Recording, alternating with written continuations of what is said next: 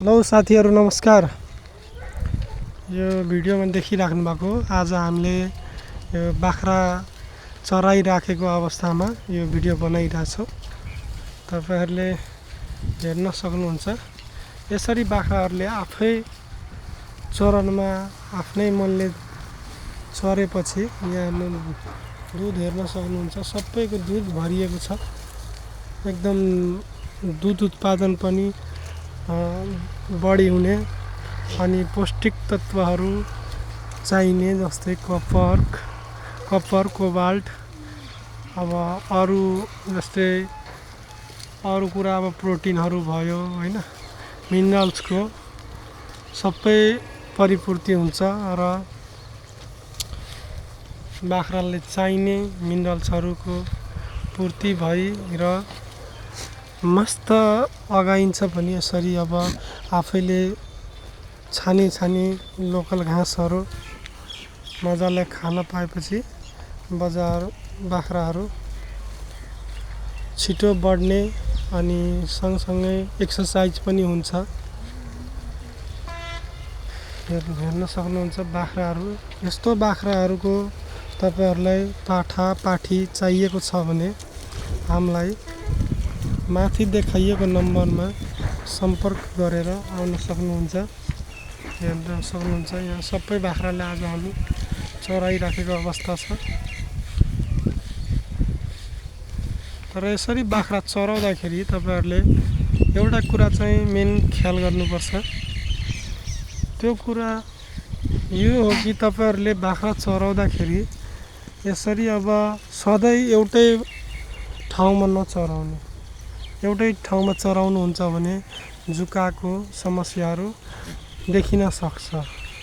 यो बर्खायाममा तपाईहरुले जहिले पनि बाख्रा चराउँदाखेरि फरक स्थानमा, जस्तै आज यो ठाउँमा चराउँदै हुनुहुन्छ भने भोलि अर्को ठाउँमा नयाँ ठाउँमा हरेक 2 दिन बिराएर ठाउँ चेन्ज गर्दै बाख्राहरू चराएको एकदमै राम्रो हुन्छ।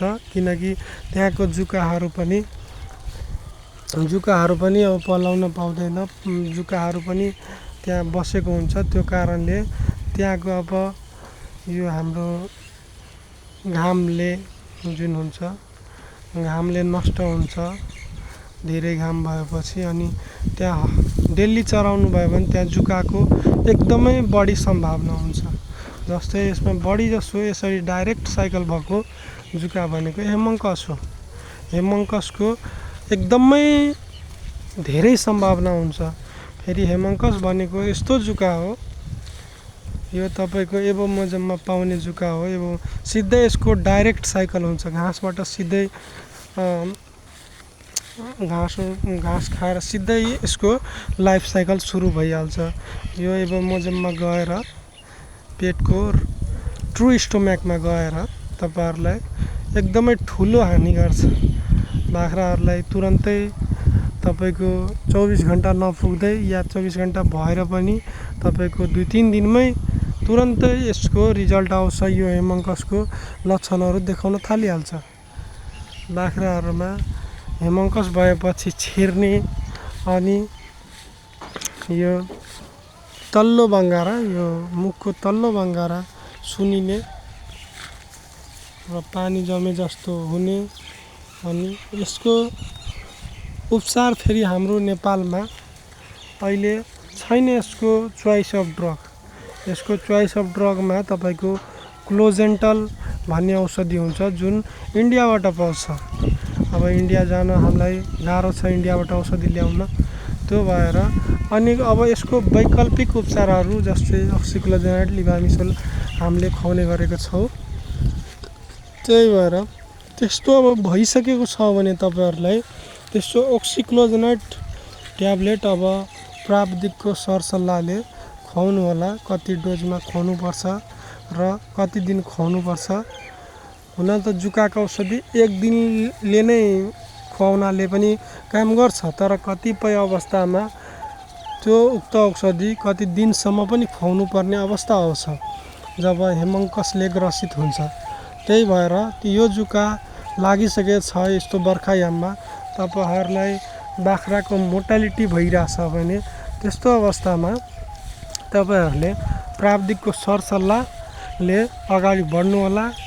बाख्रा पालनलाई बचाउनु पर्छ र बाख्रा पालनमै हामी अगाडि बढ्नु पर्छ।